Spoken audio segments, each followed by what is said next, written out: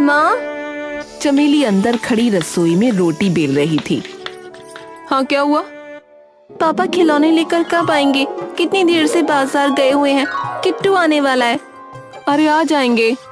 तभी पीछे से लक्ष्मी के पापा हाथ में खिलौनों का एक बड़ा सा थैला लिए अंदर आ जाते हैं। कहाँ रह गए थे पापा आप? अरे आ गया भाई, आ गया। क्यों शोर मचा रही हो? तो किट्टू अभी आता ही होगा। आते ही बोलेगा मुझे, मौसी मेरे नए खिलौने कहाँ हैं? और नहीं दिखे ना तो हल्ला मचा देगा। तभी गेट खटखटाने की आवाज आई। लक्ष्मी के चेहरे पर एक बड़ी मुस्कान आ गई और दौड़कर गेट खोलने वो चली गई। अरे आज तो भांजे के आने की खुशी में पैर ही नहीं टिक रहे इसके जमीन पे। चमेली भी फटाफट रसोई से बाहर निकल कर आती है।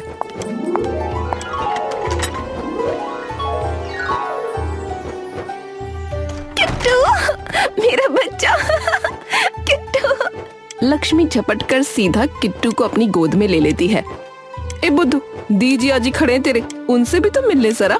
सीधा चिपट गई इसके। अरे हाँ जिया जी नमस्ते। दी नमस्ते।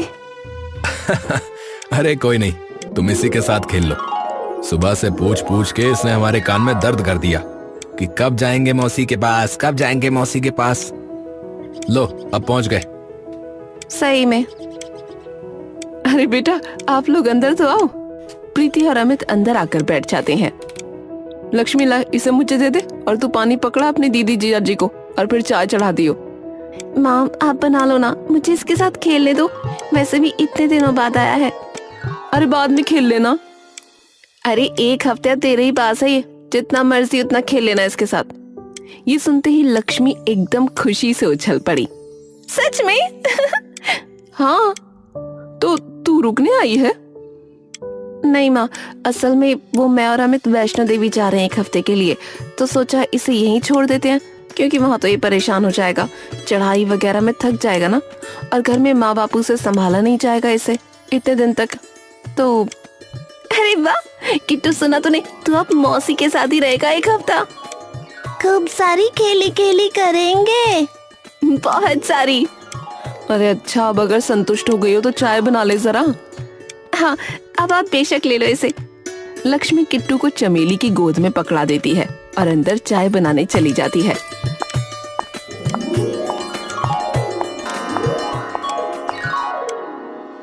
बेटा, पर एकदम से कैसे बना लिया वैष्णो देवी का प्रोग्राम?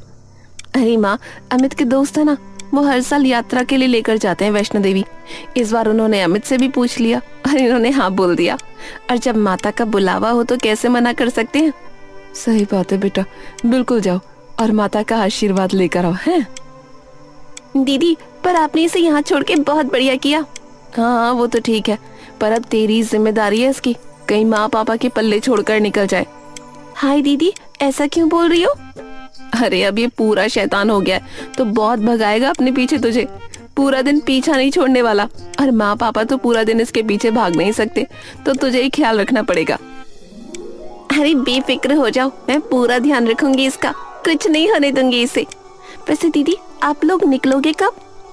अब कल शाम की बस है 6 बजे की, तो 4 बजे निकल जाएंगे यहाँ से। अच्छा चलो ध्यान से जाना, और मैं अपनी शॉल वगैरह भी रख दूं, वहाँ ज्यादा ठंड हुई तो। नहीं नहीं माँ, मैंने सब रख लिया है।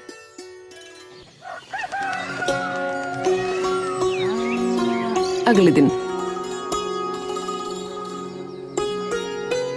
ध्यान से जाना दोनों, है ना? अमित आकर परवीन और चमेली के पैर छू लेता है। अरे अरे, आयुष्मान भव। जीते रहो जीते रहो। लक्ष्मी, एक और बात, इसे ज्यादा दूध मत देना, उससे पेट खराब होता है इसका। अरे दीदी, मैंने कहा ना चिंता मत करो, आप बेफिक्र होकर जाओ। ठीक है। प्रीति किट्टू के पास आकर उसका माथा चूम लेती है। मम्मी कुछ दिनों के लिए बाहर जा रही है, तो मौसी और नाना नानी को तंग मत करना, ठीक है? मम्मी, पर आप कहाँ जा रहे हो? मुझे भी चलना है आपके साथ। अरे तुम्हें अपनी मौसी के साथ नहीं रुकना? हम पूरा दिन खेली खेली करेंगे और खूब मस्ती करेंगे, तब भी नहीं रुकोगे? रुकूंगा। सब लोग हंसने लगते हैं। ये हुई ना बात। ठीक है माँ, हम चलते हैं। ठीक है बेटा। प्रीति और अमित वहाँ से निकल जाते हैं। किट्टू, करें खेली खेली शुरू? हाँ चलो। पूरे घर में मानो एकदम खुशी की लहर सी दौड़ जाती है। लेकिन किसे पता था कि ये तूफान के आने से पहले की चुप्पी थी। एक हफ्ते बाद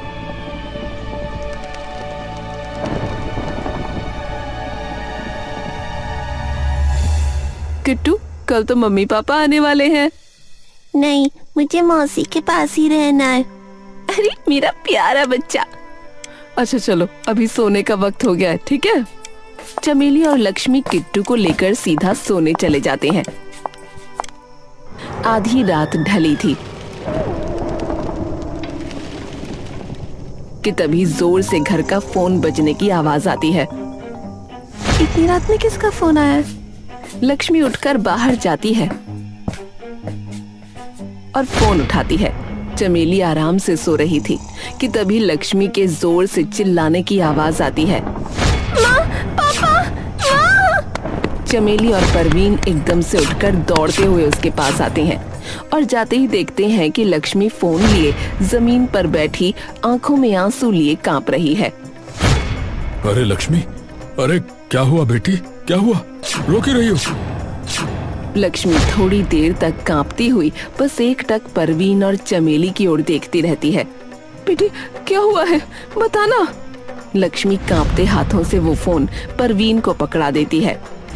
हाँ, हेलो हेलो हेलो, हम आयुष्मान अस्पताल से बात कर रहे हैं। क्या आप प्रीति अमित की फैमिली से बात कर रहे हैं? हाँ हाँ, जी जी, बोलिए, बताइए।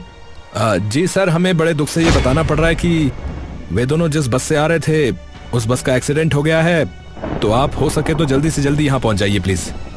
परवीन ये सुनते ही थरथरा जाता है।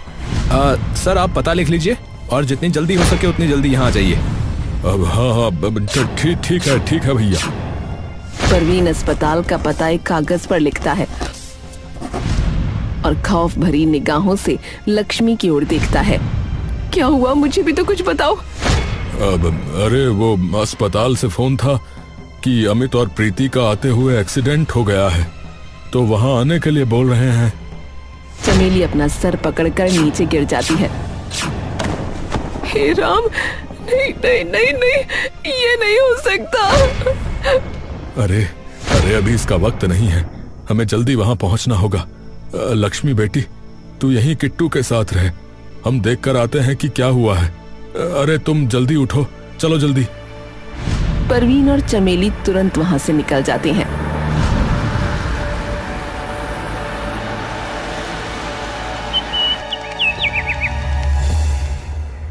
और लक्ष्मी अगले दिन तक चुपचाप बस किट्टू के पास बैठी रहती है।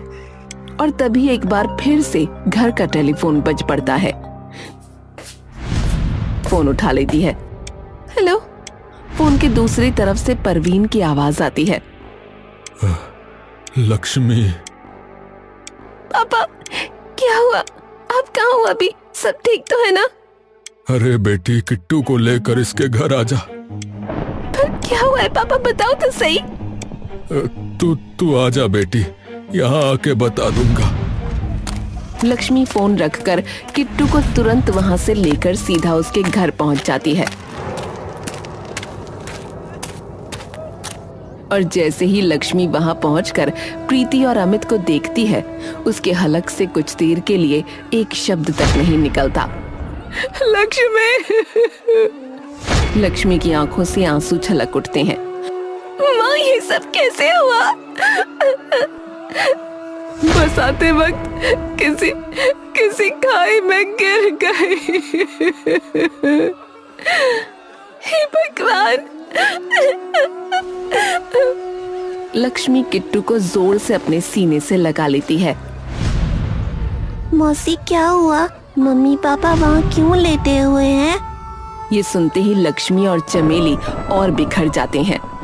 लक्ष्मी, तू इसे लेके अंदर जा, इसके लिए ठीक नहीं है ये सब देखना। लक्ष्मी किट्टू को अपने सीने से चिपकाकर अंदर ले जाती है, लेकिन किट्टू एक टक बस पर लेटे अपने मम्मी पापा को देख रहा होता है।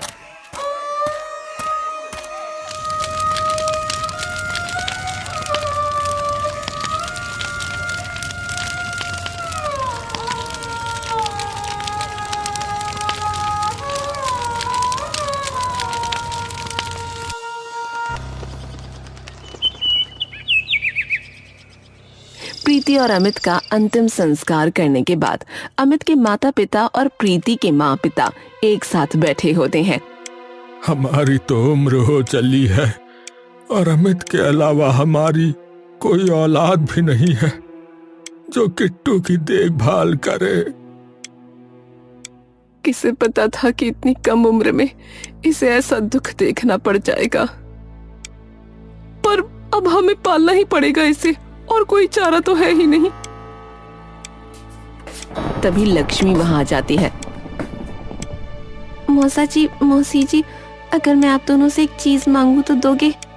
क्या बेटी? किट्टू को मुझे दे दो, मैं अपनी झोली फैलाती हूँ आपके आगे। अरे लक्ष्मी बेटी नहीं। हाँ पापा, कुछ भी हो जाए पर मैं किट्टू की जिंदगी खराब नहीं होने दूंगी। मौसा मौसी, आप मेरा भरोसा करिए, उसकी माँ जितना प्यार करूंगी उसे, और बिल्कुल उसी की तरह ध्यान रखूंगी उसका, कोई कमी नहीं आने दूंगी। बेटी, पर तेरी पढ़ाई का क्या होगा?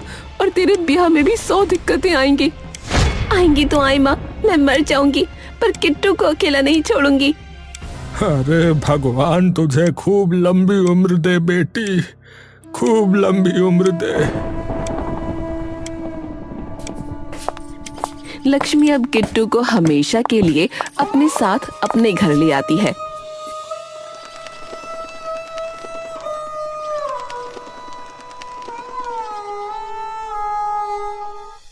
बेटी, अभी तो हमारा भी इतना ब्योत नहीं है कि इसकी परवरिश ठीक से कर ले, तो तू कैसे करेगी? पापा कॉलेज की पढ़ाई नहीं कर पाई तो क्या, स्कूल तो किया ही है ना, यहीं घर पे बच्चों को पढ़ा लिया करूंगी।